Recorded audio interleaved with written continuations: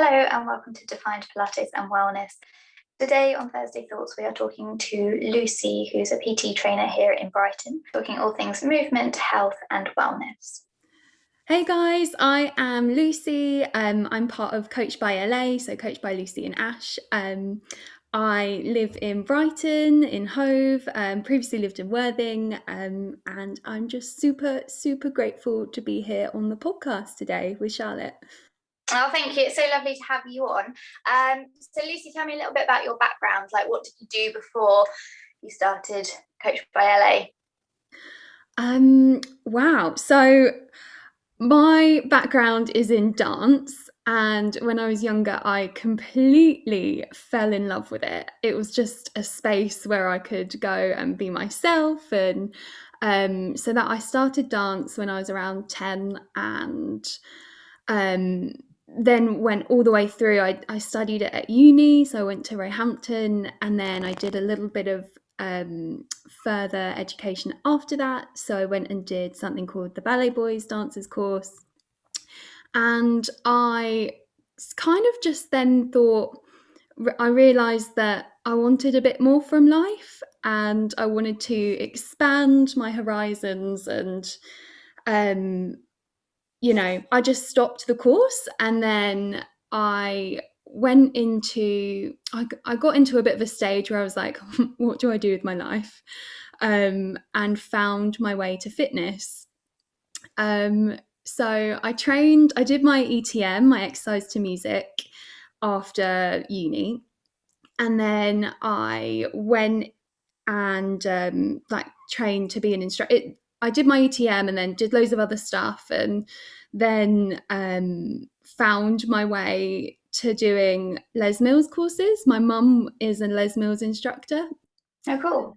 Yeah, and she has been for many years. So I thought, let's try that. Lots of my skills in dancing probably will transfer over to classes, and I enjoy doing them. So may as well give it a go. I've got nothing to lose. And then, that was when I really immersed myself in the fitness industry, and it was kind of I'll just give it a go. And I've literally never looked back. And since then, so I did my group fitness teaching and became a Les Mills instructor. I've then did my PT course, like alongside it, as something to do, as a bit of extra, as a fallback, because being a group fitness instructor is quite physical, and you want to have a bit of a backup for your body, don't you? Definitely.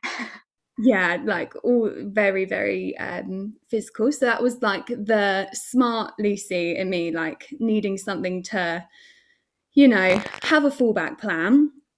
And then my journey progressed into I became a Les Mills presenter a couple of years ago.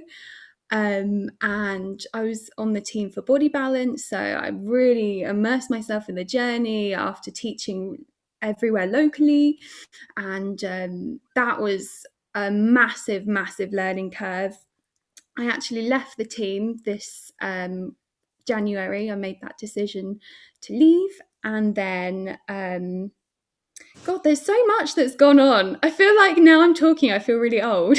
I'm not old, but like it makes you feel like, God, I've actually done a lot. Yeah, no, you have. It's amazing. I think when I started this, I started looking back at what I'd done, and it worked out I've been doing Pilates for 25 years, and I was like, oh my word, that makes me really old. It's crazy.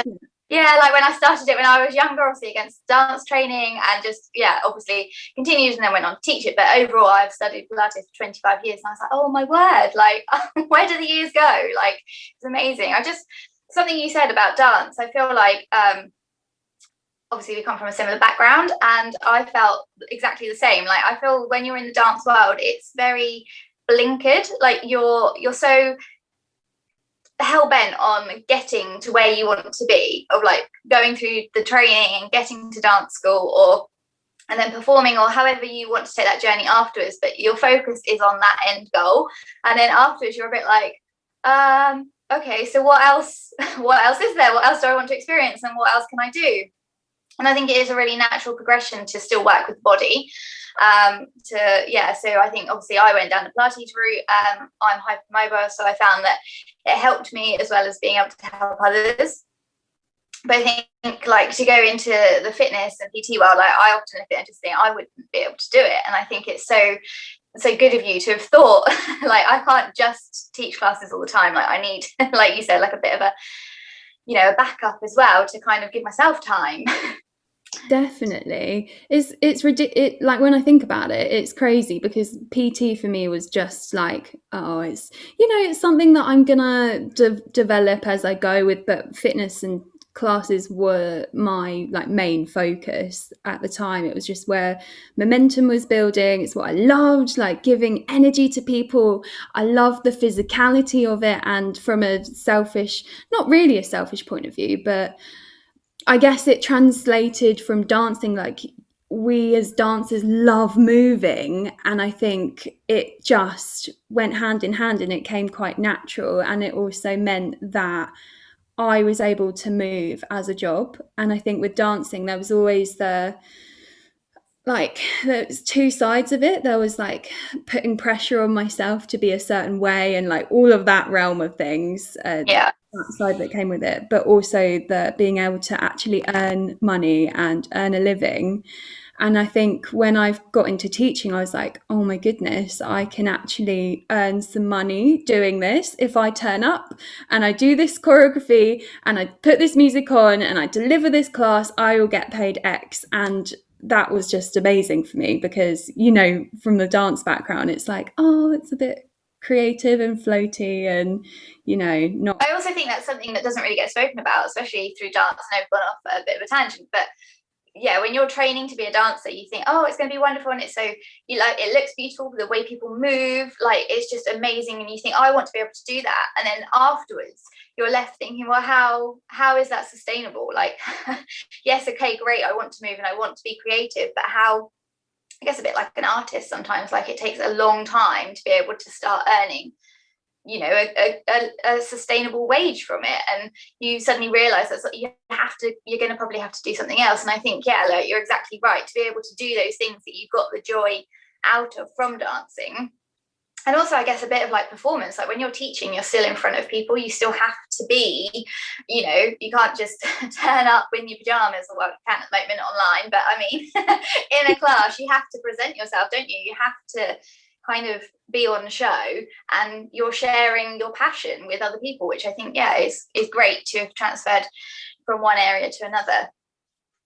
Yeah, I feel lucky in that way that it's just, but I think it's also a matter of just trusting, an element of just trusting how your life is going to unfold. Like, I think we're all on a bit of a path for a reason and stuff happens, like, and when you're in the right space, like the right stuff comes towards you from the universe. Like I really believe that massively. So in a way, when you can look from A to B, like across all these years, it's like, oh yeah, that makes sense, like why this happened and this happened and this happened. But when you're in it, it doesn't always make sense, does it? No, and it always feels messy, and you're like, oh no, what have I done, or why am I doing this? Why am I, like, for me, I always found like exams or anything like that, I like completely like clog up and just think, oh my god, like I can't do it. And then after, I'm like, what was I stressing about? Like I knew what I was doing, I managed to get through it. And yeah, like when you see the end point, you're like, oh, okay, actually all those years in between did make sense. It's crazy. I think, yeah, the older I get, the more I'm starting to learn and realize all of that side of things, especially Yeah. with everything we're going through with lockdown and like the mass change from, well, I guess for me, fitness classes, group classes were where I was heading. Like back in March, I had like I had around 20 classes a week, and that was my main source of income. And PT was like, I loved it and I've always loved it, but that was not the main direction that I was going in. And I guess that, yeah, my brain's gone off on all sorts of tangents. Oh, bless you. Right. So how have you adapted? You were saying you did like 20 classes. You were doing 20 classes a week back in March. Like, have you been able to put some of those online, or have you just completely gone down the PT route? And it's been a bit of well, we've been in this lockdown for quite a long time, haven't we? So quite a lot has evolved over that space for me personally. Um, at the beginning, so back in March, my partner, my boyfriend Ash and I, so we have a brand. We're called Coach by LA, so Coach by Lucie and Ash. So original, and just does what it says on the tin, doesn't it? But we're like, right, everything's shut. We're all stuck at home. What can we do? How can we keep going? And we created our on-demand space. So it was Coach by LA on demand, which basically like virtual classes. We kept them rolling. We had a timetable. We created a membership, and we were just like, right, we're just going to dive in, do this straight away. Took a bit of time to get to that. First of all, we were doing like loads of classes for free, like obviously getting people moving. I wanted a purpose. I needed a purpose. It was almost like autopilot, not thinking about doing it. It was just what we had to do, or just what I had to do for my sanity, and to keep other people moving is an amazing thing. It's a real gift that we were able to facilitate that, I think, for both sides. And then so that kept on going for around 5 months or so.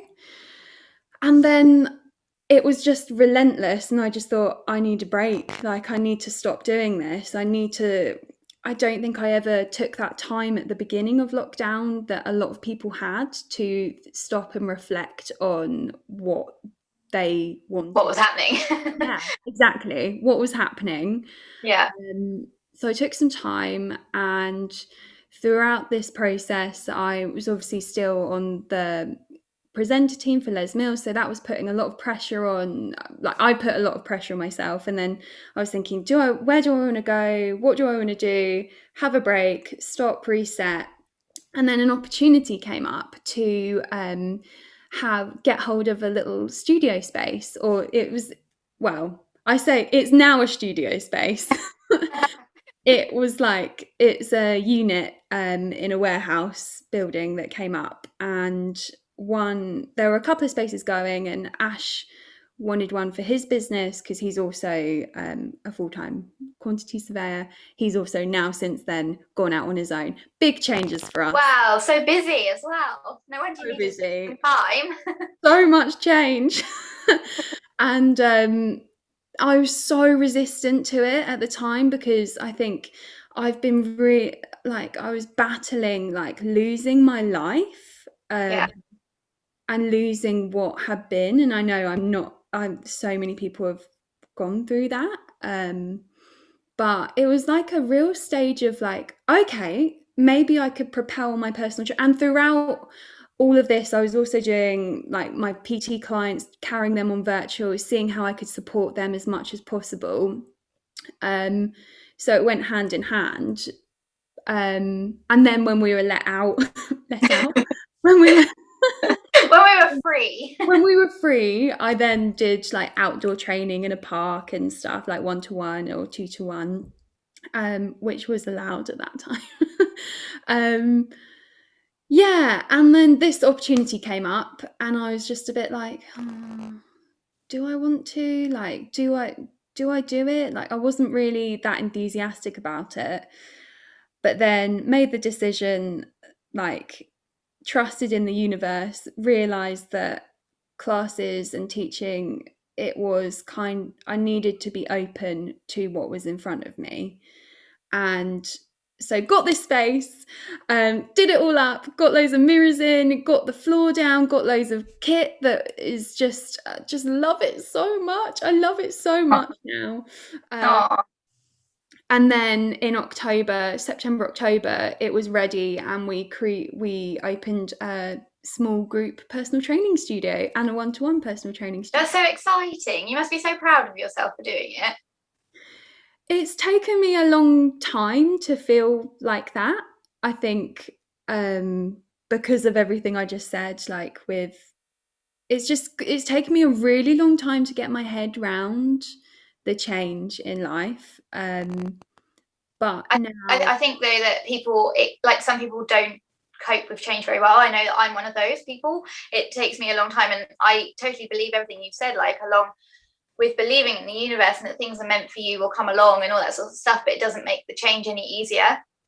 And I think what we've been through, what everyone's been through in the past year has been so extreme that I don't think it's really something that was ever on our radar that could possibly happen or could possibly be. And so I think to be catapulted into that, and then especially for people who you're around people all the time for your job and you want to still be able to give that to people, I think it's taken a long time for a lot of people to kind of think, okay, this is actually how it's going to be now. Like we still don't know when things will get back to any sort of normal. Like obviously we're all hoping soon we can be like, oh, let's meet outside, or I think classes are still probably a little way off, but hopefully not too far off. But yeah, I think it's so hard sometimes to take that change and take that time to understand the change. definitely. So I don't think that you can kind of beat yourself up about that. I think, yeah, when you look again, like going through that messy stage, like you'll look back at this in a couple of years and be like, oh, actually, like this all happened for that reason, and now here I am. Yeah, 100%. Hindsight is amazing. Yeah. I think there in elements, this in some ways feels like a blessing, like being forced into change and having these continual lockdowns. I find it's constantly getting us to reevaluate where we are, reevaluate what we're doing. Is this working? Is this the right choice I'm going down? Am I making the decisions for the right reasons? And yeah. I think also like we didn't really have that time before. Like I remember for me, I'm, especially when you're running your own business in the fitness industry, you're here, there, and everywhere trying to be everything. And it's not just about teaching the class, it's about planning the class, it's about advertising the class, it's about bringing people in and understanding how they're feeling or how their body works and all those sorts of things, not just the 45 minutes or an hour class that you teach on that day, let alone the travel to each place. And I think that for me especially, I felt like I was just on a continuous loop of like, got to get to the end of the day, got to get to the end of the week, got to get to the end of the month, and then there was no time to evaluate where I'd been or what I was trying to do anymore. Yeah, time is such a blessing, and yeah, in a way it is. I mean, so yeah, a lot of bad has happened, but so much good has also happened from everything going on. Yeah, being stuck on the whirlwind is, you don't realize when you're in it as well at all how your life is and how hectic and chaotic and crazy it can all be. But I think there's something said for both, like for both time and for both being stuck in it. I think that that can also lead to lots of great things. So I don't think there's a right or a wrong for both. I think it's just whatever you have to be in and deal with at the time. No, I think you're right. I think, like you said, a lot of bad has happened and a lot of good. And I know for me, I've been in a very fortunate position, and I am very grateful for the time, but I'm also very grateful for all that I had before. And kind of, I still really want that to come back. So yeah. I'm grateful for the time that I've had, and I'm really grateful, like, to be able to do this and actually have the time to plan it and work out how it's going to be, instead of just getting through it and then thinking, oh, actually I could have done that a bit better. Or so yeah, but I think as soon as we're back on it, it will be, oh, this is what I've missed, this is what I live for, this is what I want. And before we know it, we will have forgotten exactly how that extra time felt. Definitely. Yeah, definitely. I think, yeah, it's only been a good thing. Time is only, it just forces you to slow down, to breathe, to like sit with who you are and sit with your self and try and, I guess it's blocking out all of the distractions, or not blocking out all of which way around? Like, I think you mean like, so basically it's easier to sit and just be and kind of take on the distractions that you want to take on, as opposed to hearing everything and then just going down blindly each route. Yeah, exactly. You knew what I meant. So with that in mind, obviously you've had some time to sit and reflect. You've also had a very busy time and period. What have you been doing for your own mental well-being? Whew. So I wrote a little list. My own mental well-being for anyone that's listening. I'm a bit of a perfectionist, and I created. Charlotte was very kind to send me some of the things that we were going to talk about. So I just wanted to, get get a whole picture of the kind of stuff that I do. I mean, for me, moving is everything. Like, if I don't move, or if I don't get out on a walk in the day, like, that is a non-negotiable as part of my day. Getting out, getting in the fresh air, like going to the sea, that's my one non-negotiable for life. um I train 3 times a week, which feels so different to like the 20 plus times a week, which is much better for you. Train less rather than train more. Train smart rather than train super, super crazy amounts. Um, I like to, I journal a lot, and now I have the time to journal quite a lot more. So just getting those thoughts out, it's really, really. Oh, I'm so sorry. That's all right. I have to start this section again. I've just seen my naked neighbour. So one thing that I made a real intention to do is just to not watch the news or consume the news. Just, I found that I just take it all in and take it on board, and I think with everything heightened at the moment, um, I've made that decision for myself that I just can't deal with it, and I think lots of people have at the I moment. did the same. I switched all my notifications off. I don't put the TV on. I think I have the radio on quite a lot, so sometimes I just start doing something else in a different room if the news comes on. My partner, he likes to watch the news at 10 o'clock in the evening. I'm like, right, I'm going to go and get ready for the day tomorrow. And I just don't want to listen to it unless there's something that's really, yeah, it's just not for me. I had to switch it off. Yeah, I just think Ash will tell me if there's something really important, or someone somewhere is going to tell me if there's Yeah. something really important going on. And you just don't need it, do you? Like that, especially if you're quite a sensitive person, you absorb a lot of energy and feelings from other things, which I feel like I am. And everything is just heightened, isn't it? Like, I Yeah. feel super sensitive to anything at the moment, and it won't always be like that, hopefully. I But get really anxious, and for me, like, I found actually that my anxiety levels have dropped because I haven't really had to go anywhere or be that much out of my comfort zone. So actually, it's given me a really good time to just completely level out and be like, oh, this is how I'm meant to feel normally. So yeah, having the news flashing like every few minutes for notifications coming through, I was like, I can't deal with that. And especially right at the beginning, because it was so unknown, I just felt like I was up here all the time, and I needed to just switch off. And like you said, someone's going to let me know if there's something important that I need to be aware of. exactly. And I think it's really important to protect yourself from that. And I'm the same. I get like so anxious about, like, it's just, anxiety is heightened so much, and and sometimes people wouldn't think that, I think, about us, like our participants, or like, because we're presenting like ourselves in our most confident space, our most professional confident space, that I think it's something that people maybe don't necessarily think that. I don't know. Yeah, I think you're right, and I think sometimes, like, this is why it's interesting to talk about it, because sometimes people might not even consider it. They go to their class, they enjoy their class, and don't really think any more of it. And yeah, for us, like you said, being in our confident space, we know what we're talking about, we know what we're doing, we've studied it, we know everything, pretty much everything there is to know. Obviously, we're always learning, but yeah, to then suddenly, day to day, I'm like, oh, can I cross the road with the dog today? Yeah, it's hard. It's really tough. And I think, yeah, we just got to do what we need to do to protect ourselves. And on that Yeah. note, another thing that I've done is to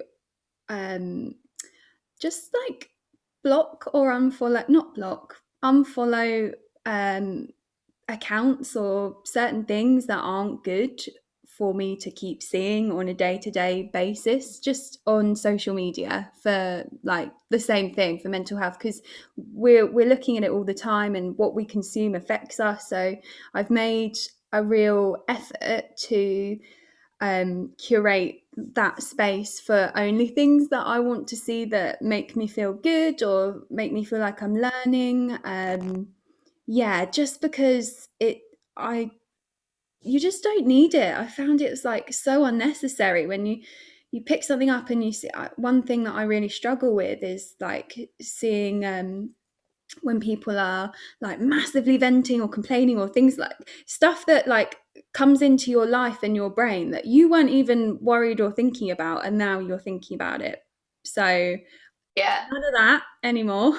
I totally agree with you, and I've kind of done the same thing. I think also slightly differently. Like I think ages ago I blocked or unfollowed people that ranted, because I don't really need that in my life. I want positivity, and I do want things that are going to make me smile, or yeah, like kind of interests the same, so that I don't have to think about those things that I didn't even know existed. But I think also being in the fitness industry, I find it really quite difficult sometimes, because you can't help but compare. And I think, for me, especially if we're talking about like Instagram, I thought, like, I was on Instagram like years ago, probably even before I had my business, and it was a place where you could look at pretty pictures, you could look and see what people have been up to, obviously a bit like Facebook, but there wasn't so much writing. And now I just feel it's inundated with these beautiful pictures that are still beautiful, but in our industry, to make connections and to, kind of build your business with other like-minded businesses, you're thrown into this world of people looking and doing all these sorts of things that you just think, well, I don't teach that, or I wouldn't do that to my clients, or I wouldn't put people through that. And you're bombarded with all these wonderful, beautiful images, which is great, but I also think there needs to be like some realness in it. So I think, like, I try and especially over the next month, I'm trying to bring a bit more knowledge to what I'm offering my clients. And I think that's who I've tried to start following, people that, like you said, like I can learn from, and that are informative posts and will help me along my journey, not make me think, well, I can't do that, so I'm not even going to try. 100%. That is, I think, first of all, like, use social media for whatever you want to, but it's very different. And again, but the same for if you're a business, it's, you almost feel in, I've got stuck in the trap of feeling like I should post in a certain way for a certain thing. And then there was like, should I have my own account? Should I have Coach by Lay account? Like, it's, and I don't know whether that's partially like the perfectionist nature in me, and then not wanting to post because what if this isn't useful for someone? What if this isn't quite right? It's getting caught up in the perfectionism of it. And I've I'm just, exactly the same. Exactly the same. yeah, You go around in circles, and then you think, what does it really matter? Like, the people that I want to inspire will either already know about me or will find me. And I know I'm not for everybody, but I might be right for some people, and something that I post might help at least one person that day. And if I feel happy to put it there, that should be all that matters. definitely. I almost see, I got really caught up in that. And then recently I've just been like, I'm just going to post whatever I want to post whenever. I'm going to use this for me to express myself, to make it look however I want to. And I've always want to be authentic in what I put out there. And I think if you're that kind of person, that will just come out. And I think that worrying too much about what, I think often people worry too much, like I have, about particular, like what it looks like, or the content that you're putting out there. But just, I think just put it out there. Like, it doesn't have to be perfect. And I think that yeah, just use it for whatever you want. And I don't know, we've gone off on a bit of a tangent, haven't we? But I We think have, but I do feel like I think we're exactly the same, and I think it is the dance background, because a lot of dancers I know are exactly the same. It's that perfectionist streak, and you think, oh, I can't put it there because it might not be exactly how I wanted it, and sometimes you just have to let go. You just have to go with it, and yeah, if it's helped one person or you've been true to yourself, I think that's what's important. yeah, definitely. So if you had one wellness tip that you could pass on to somebody or to people or your clients, what would it be?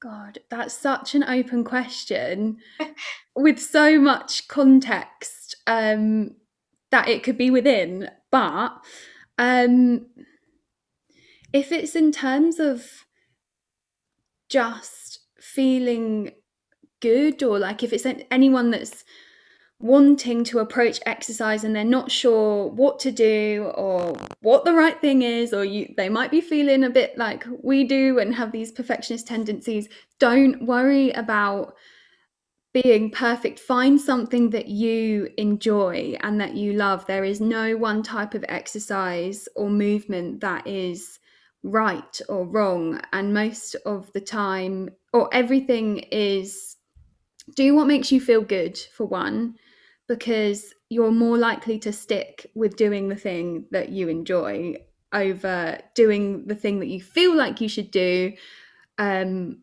above everything else, to keep fit and healthy and happy. For example, um, I don't know why, but everyone feels like they need to run. They need to go running to get fit and healthy. And, I for one, it's not necessarily like the best thing for everyone.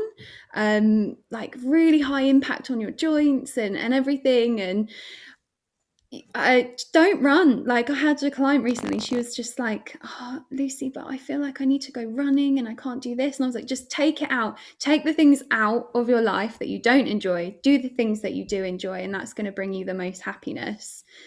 Um, I think you're exactly right. I strangely was thinking as you were speaking about that, because obviously I do Pilates and I will dip in and out of things. And I think ever since I stopped dancing, which was quite a long time ago now, but I haven't really found that thing. I love to dance, and obviously as you get older, classes kind of diminish. You can't really get there, or life gets in the way, and there's less opportunities out there to just join in with a dance class. And my cardio levels are not the greatest at the moment. And so recently I've been thinking, right, I need to do something. And yeah, you see everybody running, you see Couch to 5K, and I've tried running, I really have, and I just can't do it. It hurts, I can't breathe whilst I'm doing it, it makes me anxious to try and do it. And I was thinking, why am I putting myself through it? Like, what? It's not helping anybody else, and it's meant to be helping me, and it's really not. And I did my first bar class the other day. Like, it killed me. I couldn't move afterwards, but I just enjoyed it so much that I was like, actually, this is better. It raised my cardio levels. It strengthened me. Like, even in the 45-minute session, I just found it just so good for me. And I was like, this is what I need to be doing. So I think that's a really important tip that you said. You just need to kind of find what works for you and not what everyone else is doing. And I think it's okay to, like, not put yourself in a box of, I do this or I do that. I do cardio, I do weights. You can try and dip in and out of things to find what you like in that moment in time. There's also something to be said for, if you it depends what you're doing it for. Yeah. Um because coming from like a personal training perspective, um like, your weight training is going to really change your body composition massively, as opposed to for just looking at cardio. And I think there's also something to be said for structure and consistency.